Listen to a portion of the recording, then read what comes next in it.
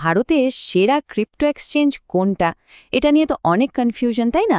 চলুন আজকে আমরা একদম নিরপেক্ষভাবে বিভিন্ন প্ল্যাটফর্মকে পাশাপাশি রেখে দেখব, যাতে ট্রেডাররা খুব সহজেই নিজেদের জন্য সেরা অপশনটা বেছে নিতে পারেন। ভারতে এখন এত ক্রিপ্টো এক্সচেঞ্জ যে কোনটা ছেড়ে কোনটা বাঁচবেন তা নিয়ে কুলিয়ে যাওয়াই স্বাভাবিক, মনে হয় না? আচ্ছা চলুন এই কনফিউশনটা আজকেই দূর করা যাক। আর হ্যাঁ, বলে রাখি, এই পুরো বিশ্লেষণটা কিন্তু কোনো স্পন্সার্ড কন্টেন্ট নয়। এটা আমাদের নিজেদের ট্রেডিং করার অভিজ্ঞতা থেকে তৈরি। তো চলুন দেখি কোন ধরনের ট্রেডিং স্টাইলের জন্য কোন এক্সচেঞ্জটা একদম পারফেক্ট। তো আমাদের লিস্টের প্রথমেই আসছে ডেল্টা এক্সচেঞ্জ। নামটা শুনেই বোঝা যাচ্ছে এটা কিন্তু সাধারণ ইউজারদের জন্য নয়। এটা বানানো হয়েছে মূলত সিরিয়াস, প্রফেশনাল আর টেকনিক্যাল ট্রেডারদের কথা মাথায় রেখে।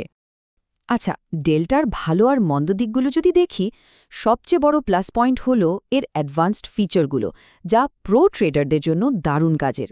কিন্তু একটা সমস্যাও আছে, ডেল্টা নিজস্ব লিকুইডিটি ব্যবহার করে। সহজ কথায়, কেনাবেচাটা মূলত তাদের নিজেদের ট্রেডারদের মধ্যেই হয়। এর ফলে যখন কেউ অনেক বড় অঙ্কে ট্রেড করতে যায়, তখন কিন্তু একটু ঝুঁকি থেকেই যায়। এই যে অ্যাডভান্সড ফিচারের কথা বললাম, তার একটা দারুণ উদাহরণ হল স্টপ লিমিট অর্ডার। এই জিনিসটাই কিন্তু ডেল্টাকে অন্যদের থেকে আলাদা করে তোলে। ধরুন একটা অ্যাসেট একটা নির্দিষ্ট দামে বিক্রি করতে চান, কিন্তু যদি দামটা হঠাৎ করে তার থেকেও নিচে নেমে যায়, তাহলে তো বড়সড় লোকসান হয়ে যাবে। স্টপ লিমিট অর্ডার ঠিক এই জায়গাতেই আপনাকে বাঁচায়, মানে আপনার লসটাকে কন্ট্রোল করে। এই ফিচারটা কিন্তু অনেক প্ল্যাটফর্মে পাওয়া যায় না। কিন্তু ডেল্টার এই যে নিজস্ব লিকুইডিটি, এর মধ্যে একটা লুকানো ঝুঁকি আছে। বিশেষ করে যারা বড়সড় ট্রেড করেন, তাদের জন্য এটা জানা খুব জরুরি। কথাটার মানে কি? মানে হলো, আপনি যদি অর্ডার বুক ঠিকঠাক না দেখে হুট করে একটা বড় মার্কেট অর্ডার প্লেস করে দেন, তাহলে এমন একটা বাজে দামে আপনার অর্ডারটা এক্সিকিউট হতে পারে যে ট্রেড শুরু করার সাথে সাথেই আপনি বড় একটা লসে পড়ে যাবেন। তবে ঘাবড়ানোর কিছুই নেই, এই ঝুঁকি এড়ানোর উপায়ও আছে। দুটো সহজ স্টেপ। ১. ট্রেড করার আগে সবসময় অর্ডার বুকের ডেপথ বা গভীরতাটা চেক করে নিন। আর ২. বড় ট্রেডের ক্ষেত্রে মার্কেট অর্ডারের বদলে লিমিট অর্ডার ব্যবহার করুন। এতে দামের উপর আপনার পুরো কন্ট্রোল থাকবে। ওকে, ডেল্টার কথা তো হলো। এবার চলুন দেখি কয়েনডিসিএক্সকে। স্পট ট্রেডিংয়ের জগতে এটাকে কিন্তু একজন তারকা বলাই চলে। মানে বিভিন্ন অ্যাসেট কেনা বেচার জন্য এটা খুবই জনপ্রিয় একটা প্ল্যাটফর্ম। কয়েনডিসিএক্স এর সবচেয়ে বড় আকর্ষণ হল এখানে আপনি এমন কিছু অ্যাসেট পাবেন যা অন্য কোথাও নেই, যেমন ধরুন ইউএস স্টকস। কিন্তু এখানে একটা বড় সমস্যা হল হিডেন ফান্ডিং ফি। ফিউচার ট্রেডিংয়ে পজিশন হোল্ড করে রাখলে এই ফি দিতে হয়। সমস্যাটা হল কয়েনডিসিএক্স আপনাকে ট্রেডের সময় এটা পরিষ্কার করে দেখাই না। একটু দেখুন কি কি আছে এখানে। ক্রিপ্টোকারেন্সির বিশাল রেঞ্জ তো আছেই, সাথে সোনা, রূপো, এমনকি গুগল, টেসলার মতো বড় বড় মার্কেট স্টকও ট্রেড করা যায়, তাও আবার ২৫ গুণ লিভারেজ নিয়ে। এই বৈচিত্র্যটাই কিন্তু কয়েনডিসিএক্সকে অন্যদের থেকে অনেকটাই এগিয়ে রাখে। আর ঠিক এই কারণে ট্রেডারদের একটা বড় অভিযোগ হলো, আরে ভাই, ফান্ডিং ফিটা কোথায় লেখা? এটা দেখানো হচ্ছে না কেন? এই অস্বচ্ছতার কারণে অনেক সময় না জেনেই বাড়তি খরচ হয়ে যায়, যা সত্যি খুব বিরক্তিকর। আচ্ছা, এবার আসা যাক কয়েন সুইচের কথায়। এটাকে বলা যেতে পারে অপশন ট্রেডারদের জন্য একটা খেলার মাঠ, কারণ এর মূল ফোকাসটাই হলো অপশনস ট্রেডিং। এখানে দেখুন, অপশন ট্রেডিংয়ের জন্য কি দারুণ ভ্যারাইটি। বিটকয়েন, ইথিরিয়াম তো আছেই, সাথে সোলানা, এক্সআরপি, ম্যাটিক, এমনকি ডজ কয়েনও। মোট ৬টা কয়েন, যা আমরা যে প্ল্যাটফর্মগুলো নিয়ে কথা বলছি তার মধ্যে সবচেয়ে বেশি। অপশন ট্রেডারদের জন্য তো এটা দারুণ ব্যাপার। এর আরও একটা দারুণ ফিচার হলো পোর্টফোলিও মোড। এটা কাদের জন্য? যারা অপশন সেল করেন এবং একসাথে অনেকগুলো পজিশন ম্যানেজ করেন, তাদের জন্য এই ফিচারটা জীবন বাঁচানোর মতো।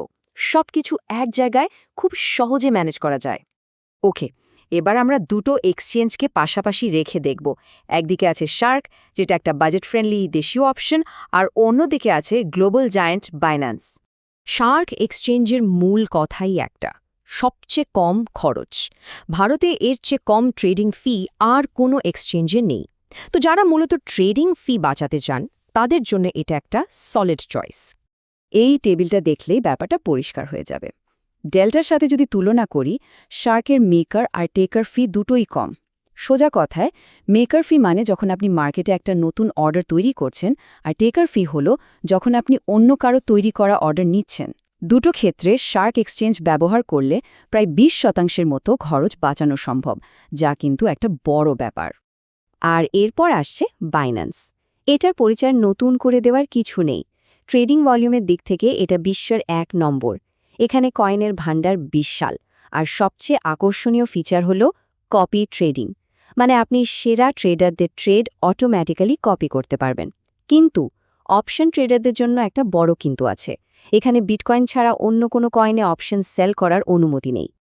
তাহলে এতক্ষণ ধরে তো আমরা অনেক কিছু জানলাম। এখন আসল প্রশ্নটা হলো কার জন্য কোন এক্সচেঞ্জটা সেরা। চলুন সবটা গুছিয়ে একবারে দেখে নিই, যাতে সিদ্ধান্ত নিতে সুবিধা হয়। একদম সংক্ষেপে বললে, যদি কেউ professional futures and options trader হন, তাহলে তার জন্য সেরা হলো ডেল্টা এক্সচেঞ্জ, কারণ এর অ্যাডভান্সড অর্ডার সিস্টেম। যারা স্পট ইনভেস্টর বা ইউএস স্টকে ট্রেড করতে চান, তাদের জন্য কয়েন ডিসিএক্স সেরা, কারণ এখানে অ্যাসেটের ভ্যারাইটি সবচেয়ে বেশি। যারা অপশন ট্রেডিংয়ের বিশেষজ্ঞ, তাদের জন্য কয়েন সুইচ, কারণ এখানে অপশন সেলিংয়ের জন্য 6টা কয়েন আছে। যারা ফি নিয়ে খুব সচেতন, তাদের জন্য শার্ক এক্সচেঞ্জ, কারণ এর ফি সবচেয়ে কম। আর যারা নতুন ট্রেডার বা অন্যের ট্রেড কপি করতে যান, তাদের জন্য বাইন্যান্সের কোনো বিকল্প নেই। তো পুরো বিশ্লেষণটা তো এখন চোখের সামনে। এখন শুধু নিজেকে প্রশ্ন করার পালা, আমি আসলে কোন ধরনের ট্রেডার? আশা করি এই আলোচনাটা নিজের ট্রেডিং স্টাইল বুঝে সঠিক প্ল্যাটফর্ম বেছে নেওয়ার সিদ্ধান্তটাকে অনেক সহজ করে